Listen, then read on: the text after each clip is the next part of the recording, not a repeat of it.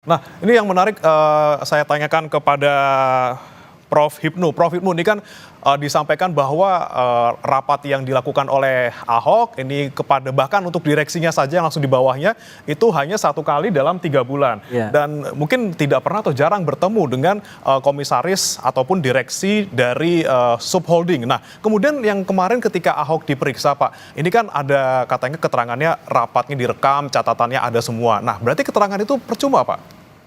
Ya, gini, saya sepakat Mas Heri ya. Jadi setelah mendengar dalam bidang BUMN ternyata memang ada komisaris pada tingkat holding dan komisaris tingkat subholding. Dalam suatu wilayah TKP, suatu perbuatan, objek perbuatan, itu adalah pada suatu Petra Niaga. Nah, dengan demikian siapa komisaris di Petra Niaga tersebut? Nah, itu yang paling dekat, yang paling bertanggung jawab terhadap semua pengawasan, semua kegiatan yang dilakukan dalam suatu subholding tersebut. Sehingga kalau terhadap Pak Ahok, ya mungkin bisa Mas, tapi sebagai pintu masuk dulu. Paling tidak karena Ahok kan bisa tahu sistem tata kelola jalur organisasi. Dari situ saya kira nanti kejaksaan pasti akan memanggil komisaris-komisaris ini. Artinya komisaris-komisaris ini harus tahu. Apakah tahu atau etok-etok tidak tahu. Nah, ini dalam ospek hukum luar biasa. Karena ini kalau memang betul etok-etok tahu, ada istilah pembiaran yang terjadi. Kalau kita lihat perbuatannya kan 18 sampai 2003, berarti 5 tahun.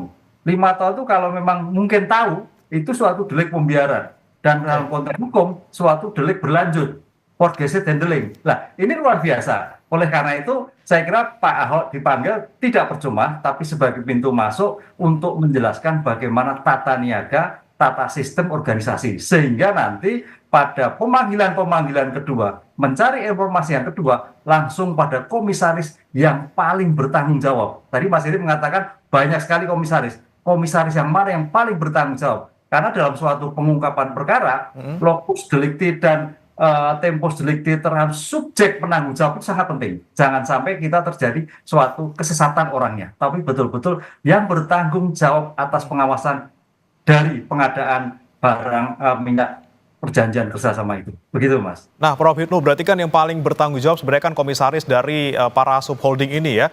Dan kemudian kalau untuk Ahoknya sendiri, Prof. Hipnu, ini apakah mungkin nanti bisa ada pasal-pasal yang dikenakan, misalnya dia lalai untuk mengawasi di bawah-bawahnya atau subholdingnya atau seperti apa? Atau terlalu jauh sebenarnya posisi Ahok ini? Kalau melihat suatu locus delicti-nya dari suatu organisasi terlalu jauh, Mas. Oke. Tapi paling tidak dari keterangan Ahok akan memberikan suatu informasi yang akurat. Karena jangan sampai kejaksaan juga melakukan penyidikan yang tidak akurat gitu. Dengan pernyataan Pak Ahok ini akan memberikan jalan yang jelas karena dalam suatu pengungkapan perkara itu ketelitian, kejelian akan memberikan suatu gambaran. Jangan sampai ketika membuat suatu dakwaan obskur, kabur. Lah, ini yang dilakukan. Sehingga sangat penting sekali Pak Ahok yang akan membackup suatu komposisi bagaimana jalannya suatu judul pengadaan dan pertanggungjawaban. Sehingga dalam cermin pembuatan BAP, cermin dalam pembuatan dakwaan akan jelas dan tidak sedikit adanya suatu kecerobohan dalam pembuatan. Oke. Ini akan menjadikan terang benderang bagaimana suatu proses pengadaan di Pertamina tersebut. Oke, Mas Zainur Rohman juga menilainya seperti apa, Mas Zainur? Apakah memang peran Ahok di sini agak terlalu jauh kita kaitkan dengan korupsi di PT Pertamina Patraniaga dan juga 2 subholding lainnya? Ya, kalau dari perspektif penyidik itu punya tujuan cuma satu, menguatkan sangkaan yang nantinya akan diubah menjadi dakwaan. Itu dari perspektif penyidik. Tetapi saya pikir kejaksaan sebagai sebuah institusi, kelembagaan itu bisa mengembangkan apa yang disampaikan oleh Ahok sebagai komisaris dari holdingnya PT Pertamina gitu.